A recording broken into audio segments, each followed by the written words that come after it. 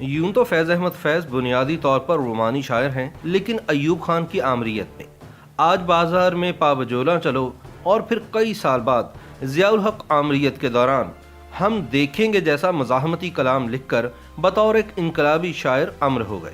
ناقدین کا ماننا ہے کہ رومانویت فیض کی فطرت میں ہے۔ وہ زندگی کی الجھنوں، پریشانیوں اور تلخیوں کا سامنا ایک حساس شاعر کی طرح کرتے ہیں، لیکن نہ بغاوت پر اترتے ہیں اور نہ نعرے لگاتے ہیں، بلکہ انہی تلخیوں کو سہتے ہوئے اس زہر کو امرت بنا دیتے ہیں۔ فیض عہد ساز شاعر تھے اور ایک پورے عہد پر اثر انداز ہوئے۔ ان کی شاعری میں کئی اردو اور انگریزی شعراء کی گونج سنائی دیتی ہے، لیکن آواز ان کی اپنی ہے۔ فیض اس لحاظ سے ترقی پسند شعراء کے میر کارواں ہیں کہ انہوں نے جدید عہد کے تقاضوں سے اپنی شاعری کو ہم آہنگ کیا، اور بعض نقادوں نے انہیں مزاحمتی اور انقلابی شاعر بھی کہا۔ فیض کی غزلوں میں ایک نیا لب و لہجہ اور نیا تصور عشق ملتا ہے۔ فیض نے انسانی زندگی کے دو فطری پہلوؤں یعنی محبت اور جبر و استحصال کو اس خوبصورتی سے یکجان کر دیا کہ عشق کا درد اور جبر و استحصال کی اذیت ایک دوسرے میں مدغم ہو کر ایک فریادی بن گئی۔ فیض کی شاعری کی عالمگیر اپیل اور اس کی بین الاقوامی مقبولیت کا یہی راز ہے۔ اردو کے بڑے مزاحمتی شاعروں میں علامہ محمد اقبال، الطاف حسین حالی، ساحر لدھیانوی، حبیب جالب، فیض احمد فیض، برج نارائن چکست اور جوش ملی آبادی سمیت کئی شعراء شامل ہیں، جن کے اشعار نے ہندوستان کی آزادی سے لے کر آج تک اپنے انقلابی شعروں سے اپنے اپنے ادوار میں بغاوتوں، شورشوں اور حقوق کے لیے اٹھنے والی آوازوں کا ساتھ دیا ہے۔ ان سب میں فیض احمد فیض اس لحاظ سے منفرد ہیں کہ انہوں نے ایوب اور ضیاء آمریت کے دوران اپنی شاعری کو قوم کی آواز اور بیداری کا ذریعہ بنایا۔ دیکھا جائے تو دنیا کے ہر آمر نے اپنے خلاف ہونے والی بغاوتوں کو ظلم و ستم سے ختم کرنے کی کوشش کی ہے، لیکن اسے کیا کہیے کہ آمروں کا نام تو وقت کی گرد میں کہیں گم ہو جاتا ہے، مگر ہر بغاوت کے بعد دانشوروں کے حروف اور شعراء کا کلام لوگوں کے دلوں میں نقش ہو کر آنے والی تحریکوں میں پھر زندہ ہو جاتے ہیں۔ اسی طرح فیض احمد فیض کی مزاحمتی شاعری آج بھی زندہ ہے۔ حال ہی میں انڈیا میں ہونے والے شہری حقوق سے متعلق مظاہروں میں ہم دیکھیں گے خوب لہک لہک کر گایا گیا۔ فیض نے صرف پاکستان کے حالات پر ہی شاعری نہیں کی، بلکہ ان کی مزاحمتی شاعری کا موضوع پوری دنیا کے حالات بنے۔ سن 1953 میں جب فیض احمد فیض پابند سلاسل تھے، ایران میں ایک نئی سامراجی چال کھیلی جا رہی تھی اور امریکہ اور برطانیہ کی منتخب حکومت کا تختہ الٹنے کی تیاریوں میں تھے۔ نئی نسل کی تحریک کو اس سازش کے خلاف احتجاج کی پاداش میں بڑی بے دردی سے کچل دیا گیا، جس میں نوجوانوں کی ایک بڑی تعداد نے قربانی دی۔ فیض نے ایرانی نوجوانوں کے اس قتل عام پر ایرانی طلباء کے نام ایک نظم میں نئی نسل کی قربانی اور ان کی شجاعت کو ہیرے موتیوں سے تشبیہ دیتے ہوئے کہا: اے ارض عجم، اے ارض عجم، کیوں نوچ کے ہنس ہنس پھینک دیے ان آنکھوں نے اپنے نیلم، ان ہونٹوں نے اپنے مرجاں، ان ہاتھوں کی بے قل چاندی کس کام آئی، کس ہاتھ لگی۔ فیض کے ان اشعار کا مطلب ہے کہ نسل نو ہر ملک و قوم کے لیے ہیرے موتیوں کی طرح ہے، جسے بادشاہت یا آمروں کی چوکھٹ پر قربان کرنا ایک ایسا المیہ ہے جس کے نتائج انتہائی خطرناک ہوں گے۔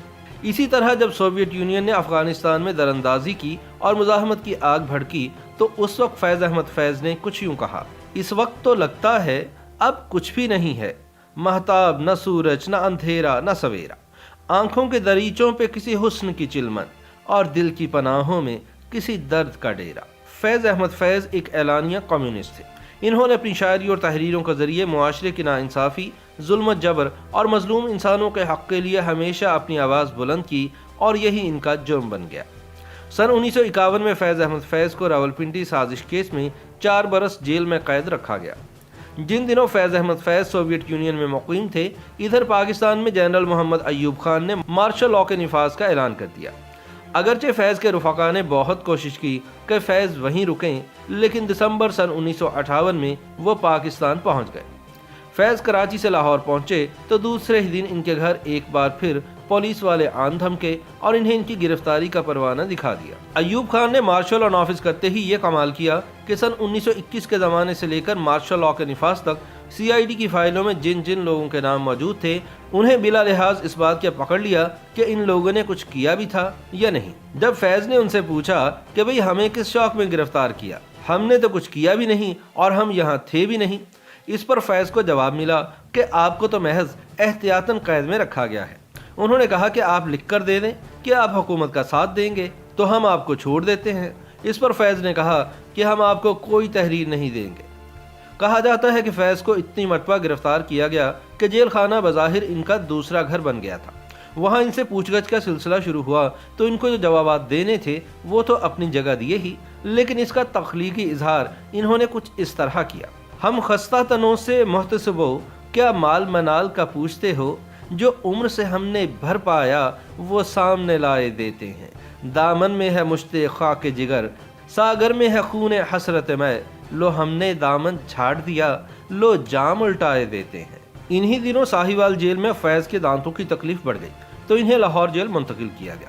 ایک روز پولیس کی حراست میں انہیں ڈاکٹر کے پاس لے جایا جا رہا تھا تو ایک ایسا واقعہ پیش آیا جس کے پس منظر میں فیض احمد فیض نے اپنی یادگار نظم آج بازار میں پا بجولاں چلو، چشم نم جان شوریدہ کافی نہیں، تہمت عشق پوشیدہ کافی نہیں، آج بازار میں پا بجولاں چلو، دست افشاں چلو، مست و رقصاں چلو۔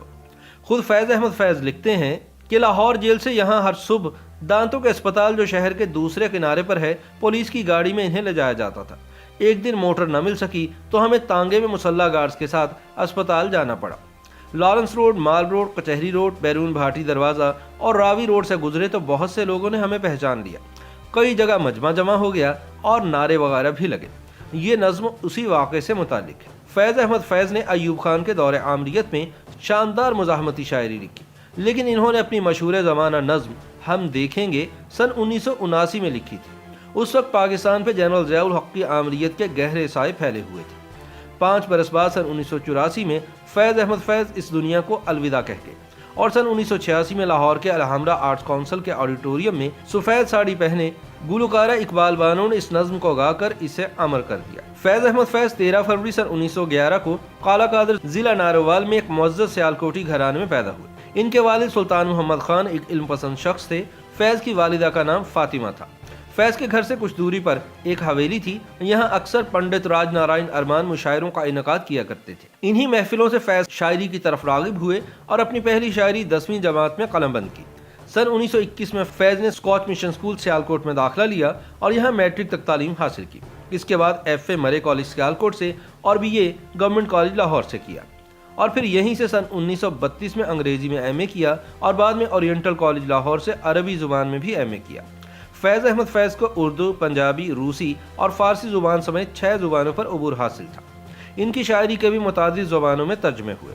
مشہور گلوکاروں نے فیض احمد فیض کی غزلیں اور نظمیں گائیں۔ فیض احمد فیض نے 8 کتب اور کئی مجموعہ کلام تخلیق کیے۔ نقش فریادی، دست صبا، زنداں نامہ، دست احسن، سر وادی سینہ، شام شہر یارہ اور میرے دل میرے مسافر ان کے کلام کے مجموعے ہیں، جبکہ فیض کے اہم کلام کا مجموعہ نسخہ ہائے وفا بھی آج ادب سے محبت کرنے والوں کے لیے بے انتہا اہمیت کا حامل ہے۔ فیض احمد فیض کو روس کے لینن ایوارڈ سمیت متعدد عالمی اور قومی اعزازات سے نوازا گیا۔ دنیا اردو کا یہ عظیم شاعر 20 نومبر سن 1984 کو 73 برس کی عمر میں حرکت قلب بند ہونے کا سبب شعر و ادب کی دنیا کو خیر باد کہہ گیا۔ ان کی وفات کے بعد حکومت پاکستان نے انہیں نشان امتیاز سے بھی نوازا۔ فیض احمد فیض کا لافانی کلام آج بھی ہر صاحب ذوق کی زبان پر تر و تازہ ہے۔ ہر سال نومبر میں فیض احمد فیض کی یاد میں فیض فیسٹیول کا انعقاد کیا جاتا ہے، جس میں دنیا بھر سے ادب سے محبت کرنے والے افراد حصہ لیتے ہیں۔ 20ویں صدی کے شاعر فیض احمد فیض کا پیغام بھی یہی تھا۔ فیض حالات کی تاریکی میں بھی امید کی ایک شمع روشن رکھتے ہیں اور یہی ان کی شاعری کا سب سے بڑا فیض ہے۔ انتقال سے پہلے ان کے آخری مشاعرے کی غزل کا آخری شعر تھا، ہلکا کیے بیٹھے رہو ایک شمع کو یارو، کچھ روشنی باقی تو ہے، ہر چند کے کم ہے۔ YouTube پر گوگلی نیوز دیکھنے کے لیے youtube.com کی سرچ بار میں googly news T V type کریں۔ گوگلی نیوز کے پیج پر سرخ رنگ کے سبسکرپشن والے بٹن پر کلک کرنا نہ بھولیے۔ YouTube پیج پر اپلوڈ ہونے والی ویڈیوز سے باخبر رہنے کے لیے بیل آئیکن پر کلک کیجیے۔ آپ کو ہر نئی ویڈیو کے بارے میں نوٹیفیکیشن موصول ہو جائے گا۔